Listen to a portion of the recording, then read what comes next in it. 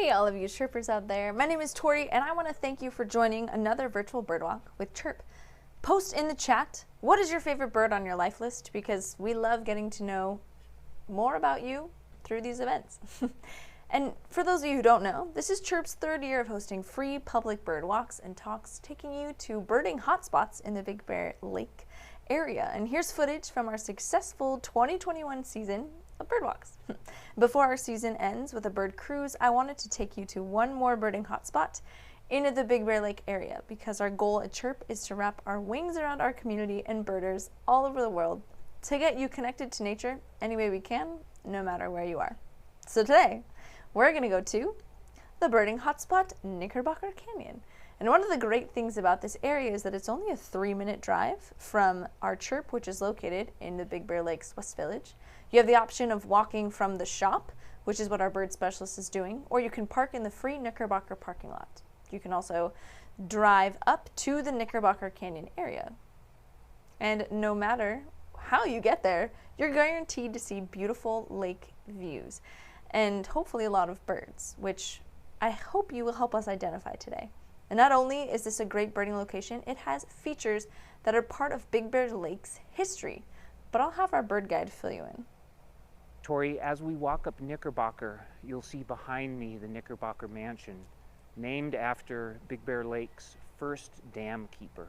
And when Big Bear Lake was first formed, the dam was the largest man-made wonder in the world. And I couldn't believe it either, but it's true. The first Big Bear Dam was built in 1884, forming Big Bear Lake. And at the time, Big Bear Lake was the largest man-made lake in the world.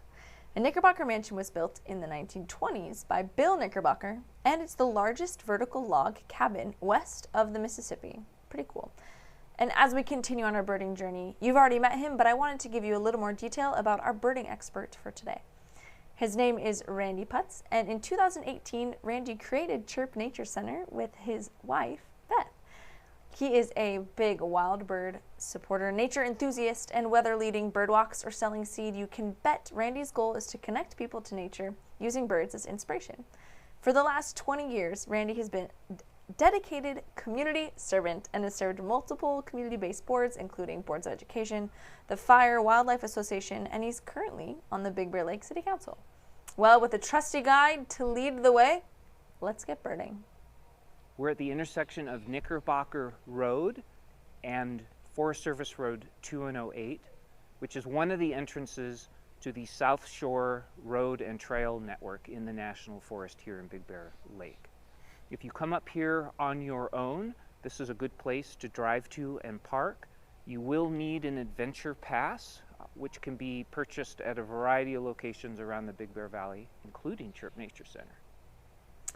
Well, including that adventure pass, if you decide to drive up, or like I said, you can park for free. Regardless, there's some other gear that you may need to enhance your birding experience today. If you go in person, virtually, we got you covered. There's a few things I want to make sure we always have with us when we go on a bird walk that just make it more pleasant and easier. First thing, pair of binoculars. These are a lovely pair of German engineered Zeiss binoculars. A bird guide. This is our favorite at Chirp. It's the Peterson's Guide to Birds of North America, Western edition. Comes in Eastern edition as well.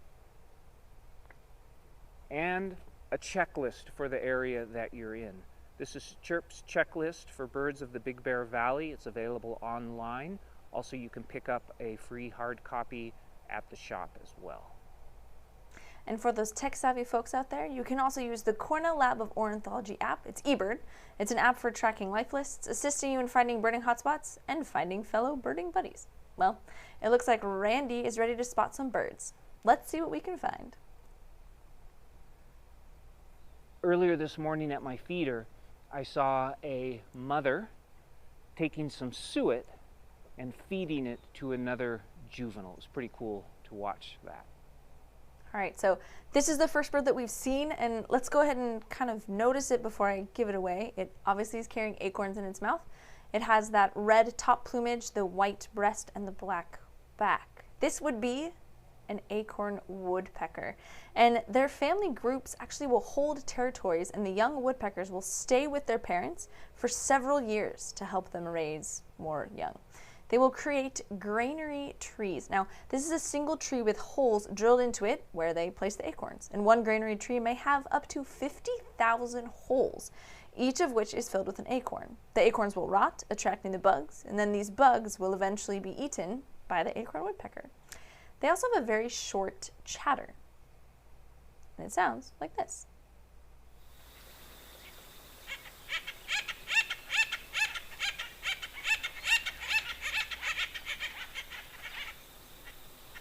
Now, as we walk, I'm starting to hear a chip, chip sound, and I'm not quite sure if it's from a bird or something else. What do you think?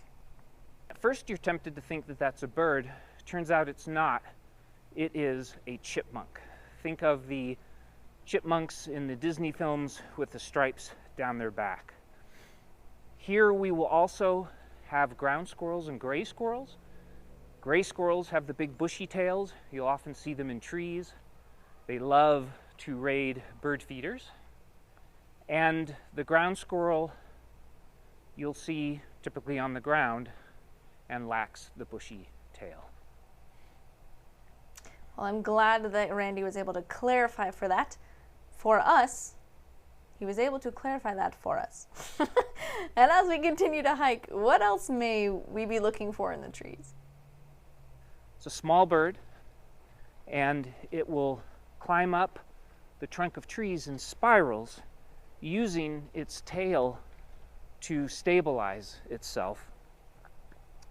And it is a very efficient bird. It burns something like 14 calories in a day compared to a human's 2,000 calories. And a single spider will fuel it to climb 200 feet up a tree. This would be the brown creeper. It has quite creative camouflage. It blends into bark very easily as it hitches onto the side of trees looking for insects. Now, both parents will hunt for an ideal real estate for building their nest, and usually it's a location behind a loosened flap of bark or a dead tree. The female will then take about up to 2 weeks to build a hammock-like nest, which consists of twigs and strips of bark held together by insect cocoons and spider egg sacs. Pretty resourceful. Now, this is the shrill song of the brown creeper, and it looks like it's kind of busy looking for some bugs, so it may be a while before we hear it call twice. Oh.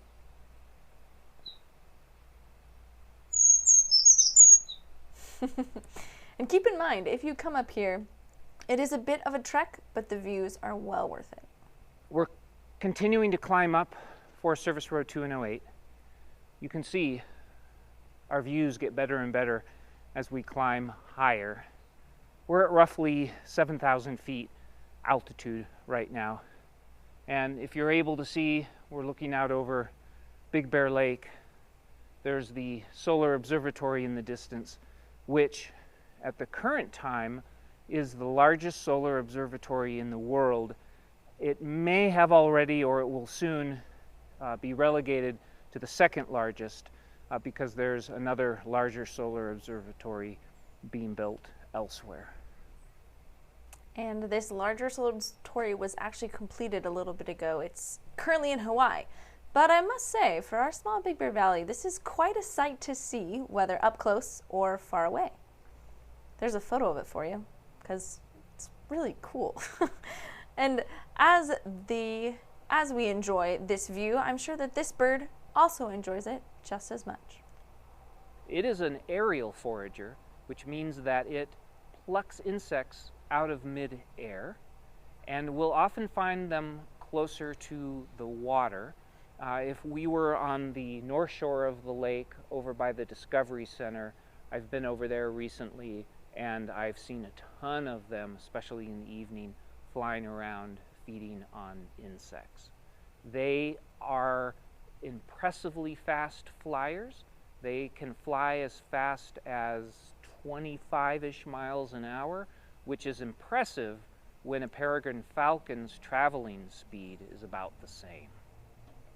This would be a violet green swallow. And so one of the ways that you can identify this bird specifically is by its plumage. So if you notice, they have an emerald green head that kind of evolves into this deep purple down by the wings on the base and the tail.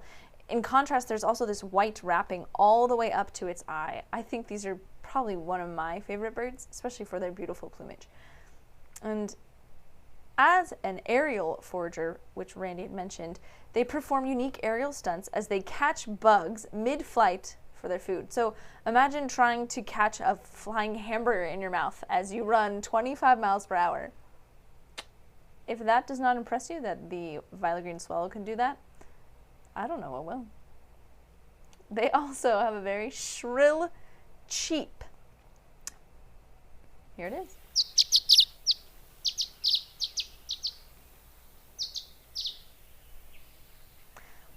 Well, looks like we've made it to Knickerbocker Canyon, and what a view. Where are we headed next? We're going to continue up a ways to the meadow that is in the canyon. But while we're walking, we're also continuing to look high and low. We're looking up in the trees for birds that might be foraging among the branches. We're looking down at the ground for birds that might be foraging on the ground for insects and seeds. And those are important clues when we're trying to identify the birds as to where we find them in our environment. And with that tip in mind, as we scan, I'm seeing a small brown bird just resting and sitting in the forest sun. Can you identify it? Don't let its meek presence fool you. It is actually a very aggressive competitor for nest holes. And it is known to fight and even kill larger birds, and it will go into existing nest holes and it will pull out any existing eggs or young to make room for its own. The house wren is a foliage gleaner, which means it hops around plants and trees looking for insects to eat. And although aggressive, it only weighs 10 to 12 grams, which is equivalent to 2 quarters. So I think it maybe coined the term small but mighty. It also has one of the largest breeding ranges of any songbird in the New World. It breeds from Canada through the West Indies and Central America, southward to the southern point of South America. So it gets around. It also has a harsh chatter that can be recognized in the San Bernardino National Forest.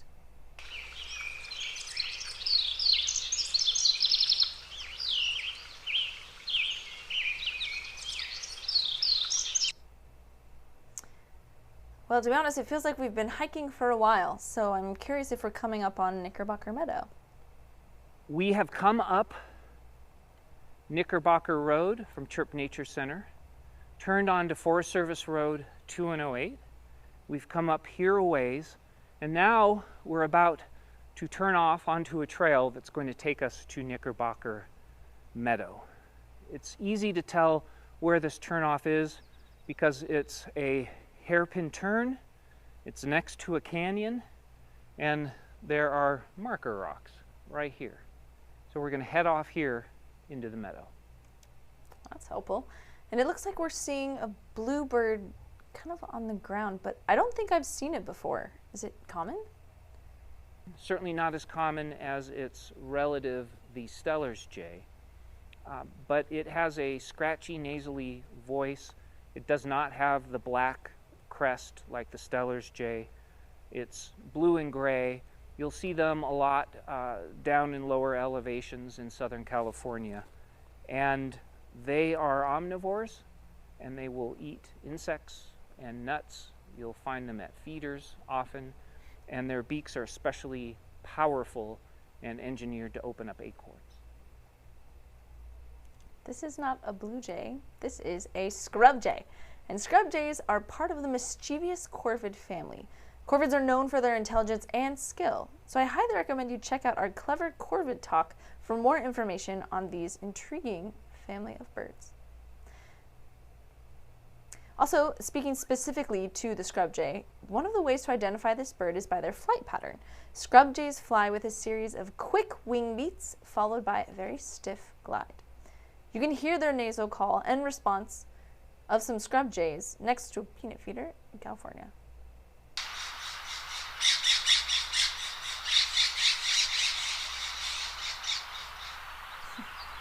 And as we drop down into the meadow, see, they weren't even done talking. As we drop down into the meadow, how is the area changing? We're continuing to head up Knickerbocker Canyon, and we are by a little stream. You can hear it gurgling. Very, very pleasant, very lovely sound. There are birds going off all around us. And there's a fair amount of bugs or insects, which is encouraging because the birds, of course, feed on them. And I'm also noticing that there's a variety of plant life in this area. So what is some of the different vegetation that we are seeing? In this area of Knickerbocker Canyon, we'll see a variety of trees, in part because of the water. We'll have pine trees, we'll have oak trees, we'll have cedar trees, we'll have some willow trees, all different kinds of trees. And I can tell that this right here is a Jeffrey pine, in part because the cone has spikes that turn inward, and that's why they'll call it a gentle Jeffrey, because the spikes aren't pointing out and hurting your hand when you hold it. And the other way I can tell, smells like vanilla. Can you smell that? Wow, honestly, it's so beautiful just getting to see such a unique view of vegetation and birds. Speaking of birds, I'm seeing a beautiful one up in the trees. Beautiful bird, bright red head, red chest, white sash, and mostly black on its back. They are cavity nesters, and they are distinct in that they are insectivores, but they will drill holes into trees looking for sap. And what's interesting about that is hummingbirds will use their feeding holes as well to feed on the sap. Very cool. This is the red-breasted sapsucker, true to its name. They're kind of a medium-sized woodpecker, and they weigh about 1.9 ounces, which is similar to 2 slices of bread. So next time you are preparing your morning toast, you think, this is the weight of a red-breasted sapsucker. Now the difference between a sapsucker and a woodpecker is that sapsuckers will puncture the bark to get the sap, whereas woodpeckers will peck holes into the wood to search for bugs or to make a nesting site.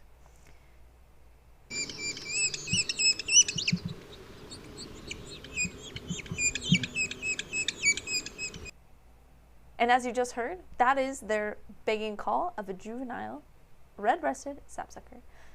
Can you tell us more about Knickerbocker Meadow now that we've arrived? The meadow is beginning to open up for us as we continue up Knickerbocker Canyon. And it is spring-fed, so there is always a water source here, typically year-round, unless it's an especially dry year. And of course, this water attracts the bugs and the birds that we're interested in. And what I especially like about this area, because we're in a canyon, it's just an amphitheater of sights and sounds. And in this amphitheater of sounds, let's see what else we can hear. It is a ground forager, an insect eater. It tends to be in dense shrubs, and it has a distinct behavior that if it's approached by predators, it will run away from its nest with its tail raised, mimicking that of a chipmunk, so that it can draw the predator away. Now this is the green-tailed towhee, and females will create nests that are about knee-high in dense shrubs. And the nest will include a variety of natural materials, some as unique as hair from horses, cows, and even porcupine. They are ground foragers, and they hunt for seeds and insects on the ground. They use a double scratching technique where they'll jump back twice, scratching away debris to expose insects and seeds beneath the surface.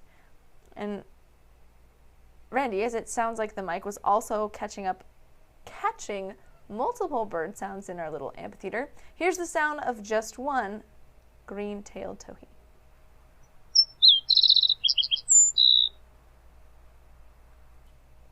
It's absolutely beautiful. Let's see if we can find some other birds in the meadow. The male is very bright blue with orange. The female, sorry ladies, kind of a drab brown.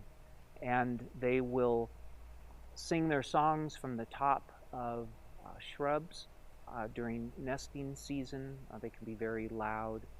They eat insects. They eat seeds. You will sometimes see them at feeders. But something remarkable about the Lazuli bunting is that they form song neighborhoods where groups or families of buntings will all develop similar songs, in part, they theorize, so that they can recognize one another. Did you guess it? The Lazuli bunting. And although they primarily will eat insects, they will also eat berries. They'll feast on berries, wheat, and grasses, so you can brighten up your backyard by attracting these birds with seed mixes, including white proso millet. Just some food for thought. They also are foliage gleaners. Now that means they will hunt for insects on the ground. Did you hear that? I thought I heard it. Give a little chirp. All right. So as a foliage gleaner, it will hunt for insects on the ground, off of shrubs, along rock faces, and even from the back of animals. Now this bright sound, which I swore I just heard, we'll let you listen to again.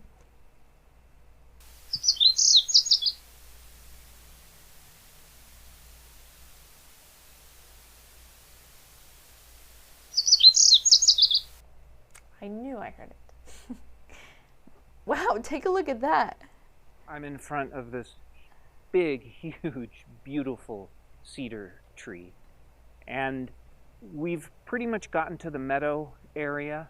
A lot of water, a lot of green, a lot of water plants. And one thing to consider when you're in an area like this is to find what they call a sit spot.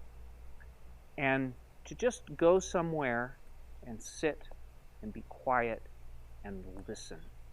And observe what unfolds around you, and you'll find that relative to the birds and animals, if you're quiet and still for long enough, you'll start to sort of fade into the background, and your senses will awaken, and you will start noticing more and more things. There's a whole book about this concept called What the Robin Knows. We have it at Chirp Nature Center, and it goes into detail about how you find and develop a sit spot and really awaken your senses and your connection to nature. Well, among this beautiful area, it looks like Randy has found his own sit spot and is searching for one last bird before our walk ends. They are very small. They're about the weight of a ping pong ball, and they are very aggressive. They've been known to fight off red-tailed hawks from their nest, which is amazing if you think about something that's that small taking on a big hawk. And they are also the longest, smallest migrants in that they will migrate 5,000 miles. This would be the Calliope Hummingbird. That rhymed. And they can be distinguished because of their magenta throat. Now, the male will actually puff up his throat during his elaborate mating display, which consists of a shuttle display, meaning that there has a series of dives, buzzing, hovering, chasing, and vocalizing, all to impress the ladies, which come into their breeding territory. Honestly, sounds kind of exhausting to me. And it is the smallest bird in the United States. It is the size of a ping pong ball and is only 3 inches in length, which is the equivalent to 3 paper clips. And I don't know about you, but I love hummingbird sounds.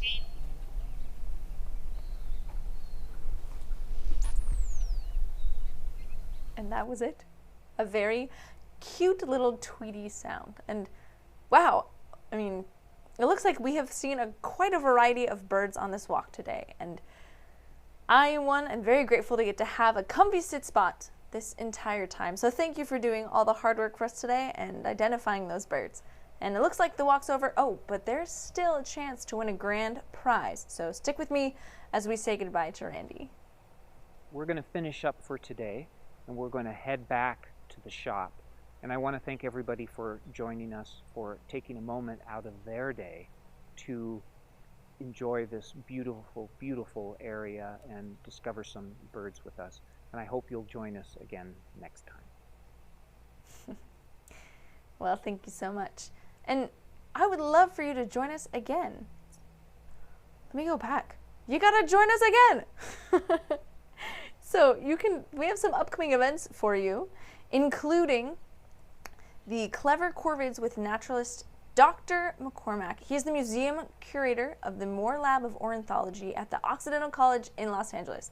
And if you think that title is a mouthful, well, his knowledge quite surpasses the title. Now that's going to go live on September 18th at 10 a.m., but you can enjoy it wherever, whenever you want, because it'll also be posted on our YouTube channel. We also have our final October bird walks. We have October 2nd is our bird cruise, and October 13th we'll be airing that virtually for you to enjoy whenever you want. It may be, the in-person cruise may be sold out, so be sure to sign up next year if we have no more spaces. It was a very popular event, and don't miss the virtual one, because you can enjoy that all year long. For all the info, you can go to chirpforbirds.com or check out our Facebook page, Chirp Nature Center. All right, are you ready to learn what free prize you can win for hanging out with us today? Here we go. Now it's your turn to do a little bit more work. If you go to chirpforbirds.com/quiz and take that super simple 2-minute quiz, you will be entered in to win this grand prize, a hopper feeder that can attract a variety of wild birds that we saw not only today, but some new ones that you may want to learn how to identify. And for all of those who joined us today, we at Chirp just want to say thank you for hanging out. And we're going to mail you a free complimentary sticker. This is the 3rd one in our California Republic flag series. This is the Bird Walk Bear. So the hiking bear sticker. There you go. Also, all these stickers are one of a kind at Chirp Nature Center. You can't get them anywhere else, and we're happy to give them to you for joining us. Oh, don't forget, you have 24 hours to complete that quiz, so once you enjoy the rest of this video, go ahead, jump over there. We're going to have them posted in the comment section as well as the chats, so don't forget to check out that quiz.